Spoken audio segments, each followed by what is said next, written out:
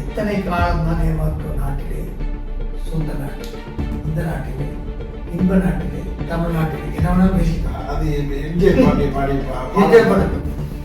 இது எம்ஜிஆர் பாடுனா அவர் எப்ப என்ன சொல்லணும்னு நினைக்கிறாரோ அதை பாட்டு சொல்றாரு. ஒரு வார்த்தை சொல்வதற்கு முன்னால் 1000 முறை ஆலோசித்து செய்யக்கூடியவர் மக்கள் தலைவர் எம்ஜிஆர். அதனால ஒரு மக்கள் தலைவர் அரசியல் கட்சிகள் மட்டும் விஜய்க்குன்னு ஒரு ஸ்பேஸ். எத்தனை காலம்தான் ஏமாற்றுவாய் இந்த நாட்டிலே அப்படின்னு ஒரு பாட்டை போட்டு பிரச்சாரம் என்ன போய் ஒரு ஊருக்குள்ளே எம்ஜிஆர் பாட்டு விஜய் போனாங்க. எம்ஜிஆருக்கு என்ன வரவேற்பு இருந்ததோ அந்த வரவேற்பு கிடைக்கும் என்பது ஒரு அரசியல்வாதி. விஜயகார் வரும்போது மாபெரும் தலைவர் ஜெயலலிதாவும் கலைஞர் 2 பேரும் பெரிய லெஜெண்ட் பாண்டியன். அவங்க எதிர்த்து அரசியல் பண்ணார். ஆனா இந்த நேரத்தை இன்னைக்கு விஜயகாந்த் வந்து இருந்திருந்தாங்கன்னா அவருக்கு பெண்கள், இளைஞர்கள், ஸ்டூடெண்ட்ஸ், வில்லேஜ் எல்லாருமே விஜய்க்கு சப்போர்ட்டாக இருக்கிறார்கள்.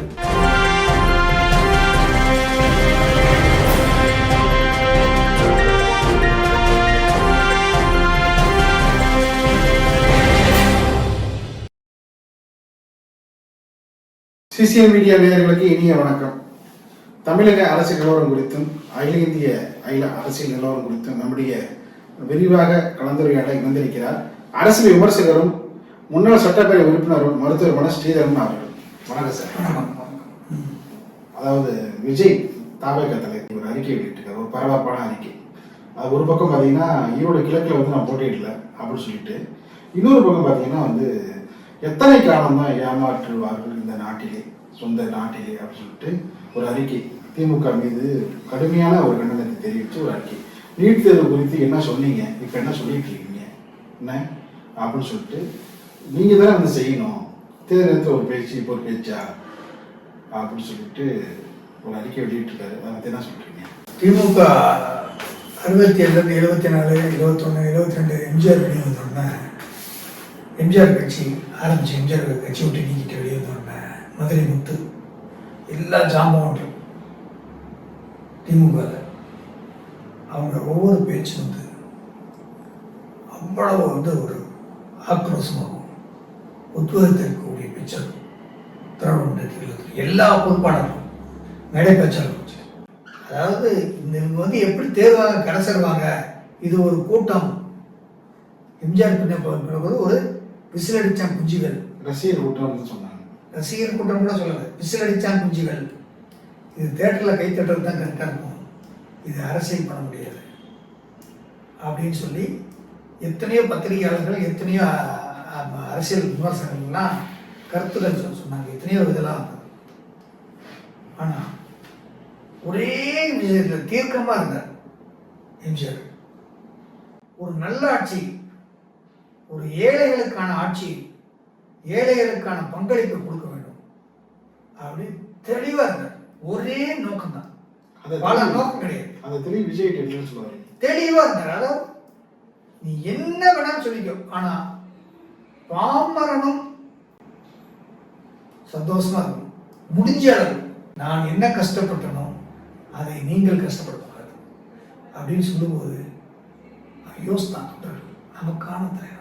ஆனால் இன்று விஜய் என்ன சொல்றாரு, எத்தனை காலம் தான் ஏமாற்றும் நாட்டிலே, சொந்த நாட்டிலே, இந்த நாட்டிலே, இன்ப நாட்டிலே, தமிழ்நாட்டிலே என்ன வேணாலும் பேசிக்கலாம். அது எம்ஜிஆர் பாட்டு.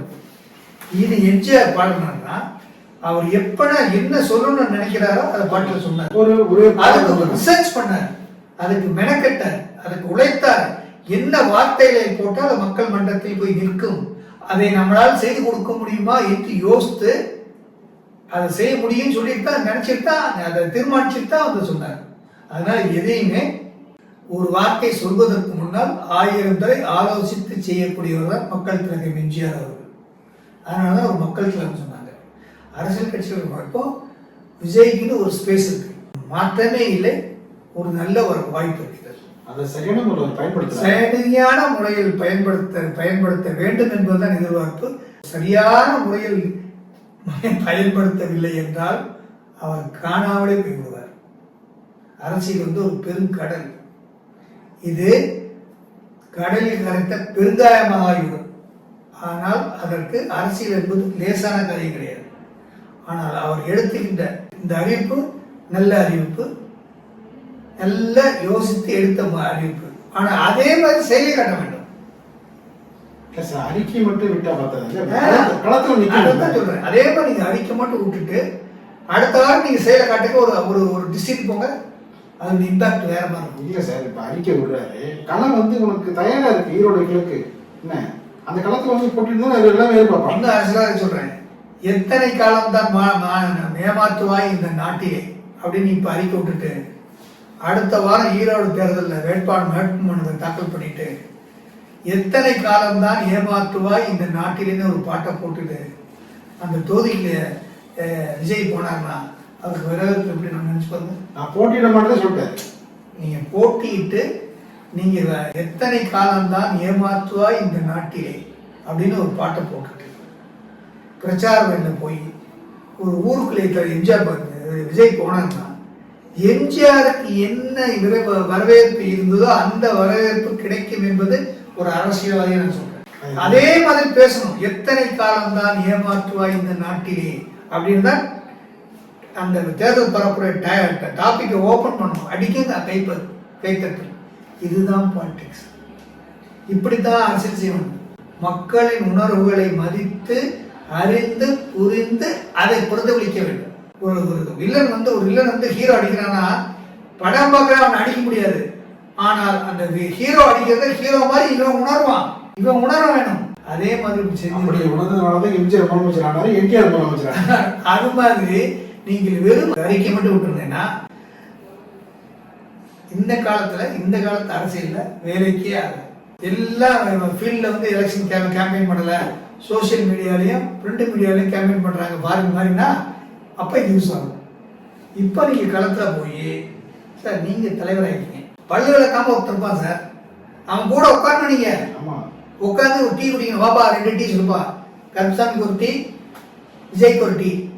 கருப்புசாமி விஜய் டீ குடிக்கணும், என்ன டீ நல்லா இருக்கா அப்படின்னு சொல்லணும். அப்பதான் மக்கள் தன் தலைவராக ஏற்றுக்கொள்ளுவோம். நீங்க இந்த பக்கம் ஒரு 25 பேர், அந்த பக்கம் 25 பேர் எடுக்கணும். அதுக்கு ஒரு அரசியல் இருப்பார், அவர்கள் தான் ஓட்டு போடுவார். நீங்க எல்லா மக்களையும் சந்திக்க வேண்டும் என்றால், எல்லா மக்களையும் கவர வேண்டும் என்றால் எம்ஜிஆர் போல இருக்கணும்.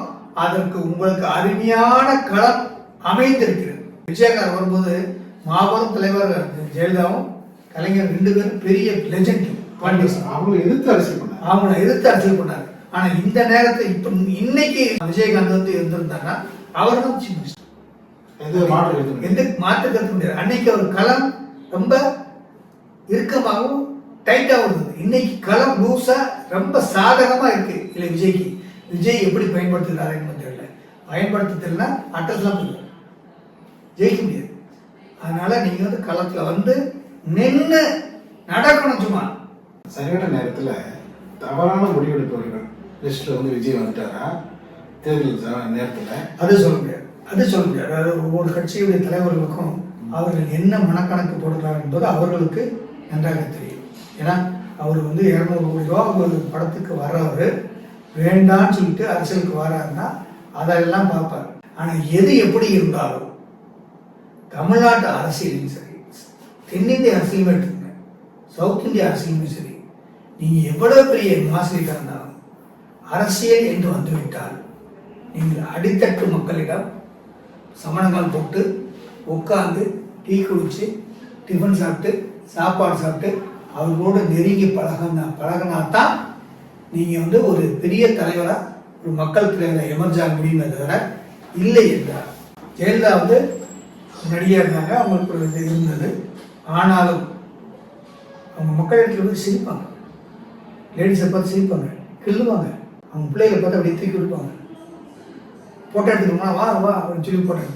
அதை யாரும் செய்யணும். ஒவ்வொரு அரசியல் கட்சி தலைவரும் அப்படிதான் சார், அதை செய்யணும். நீங்க அவரே இல்லாம தொடவே மாட்டேன், பக்கத்துலேயே போக மாட்டேன், அது மாதிரி செஞ்சீங்கன்னா தமிழ்நாடு மக்கள் நம்ம ரசிகர்கள் வேணா உங்களுக்கு சப்போர்ட் ஆகும். தமிழ்நாடு மக்கள் வந்து ஒரு விஷயத்தை போந்து முடிப்பாங்க. எப்படின்னா வெற்றியோ தோல்வியோ களத்தில் இருக்கணும்.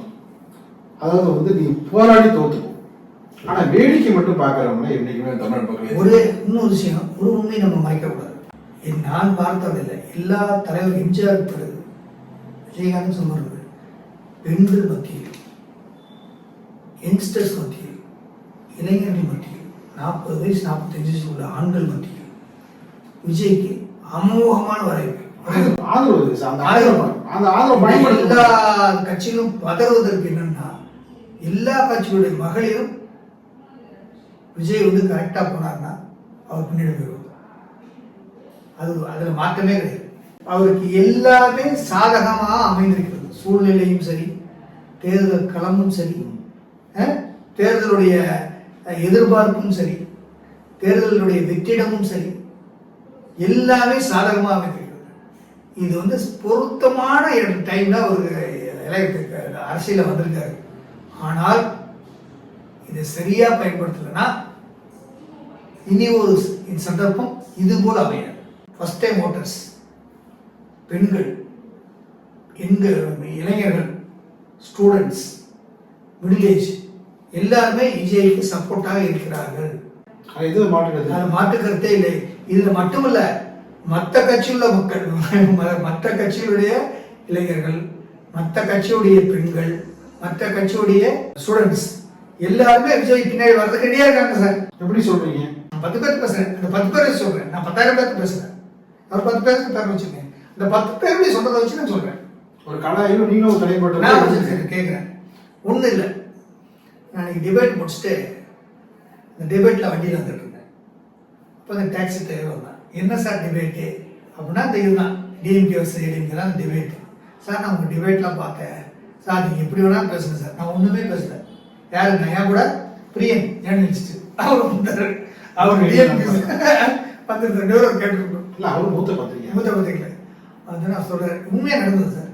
அப்போ அவன் சொன்னாங்க, நான் 2 பேரும் உண்மை கேட்கல. அவன் சொன்னான், சார் நான் வந்து வேற ஒரு அமைப்பில் இருக்கேன், வேற ஒரு கட்சியில் உறுப்பினர் இருக்கேன். ஆனால் கலைஞர் என்னதுமா சார்?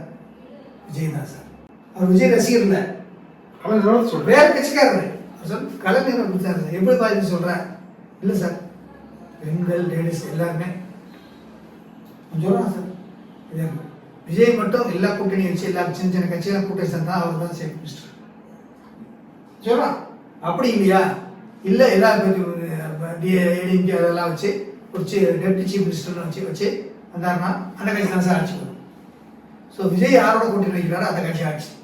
இல்லை விஜயோட பெரிய கட்சிகளும் சேர்ந்துச்சுன்னா சின்ன சின்ன கட்சிகளும் சேர்ந்து Vijay chief minister, Vijay chief minister. ஒன்று விஜய் சீஃப் மினிஸ்டர், இல்லைனா விஜய் டெப்டி சீஃப் மினிஸ்டர். இது 2ல் 1 நடக்கும் சார். அப்படி 2ல் 1 இருந்தால் தான் அந்த கட்சி ஜெயிக்கும் சார். எங்கள் ஊரில் இல்லை, எங்கள் அந்த ஏரியாவில் எல்லா கட்சியில இருந்தும் எல்லா கட்சியில இருந்தும் விஜய் பின்னாடி போயிட்டாங்க சார். யுத்த காலத்துக்கு வந்து வீரன் போல எல்லாம் இதுடா போராடினா தான் வீரர்களுக்கு நம்பிக்கை வரும். ஆகா, நம்ம தலைவருடைய கட்டளைப்படி நம்ம போரிடுவோம், நம்ம போரிட வேண்டாம் அப்படின்னு ஒரு தைரியம் வரும். அதுதான் நல்ல அரசியல். ஒட்டுமொத்த உணர்வுகளையும் உள்வாங்கி கொண்டு கள நிலவரங்களை நன்கு அறிந்து தேர்தல் களத்தை இனிவரும் காலங்களில் சரியாக பயன்படுத்துவாரா என்பதை போக போக தெரியும். பார்ப்போம். நிகழ்ச்சியை பங்கேற்றமைக்கு மிக நன்றி.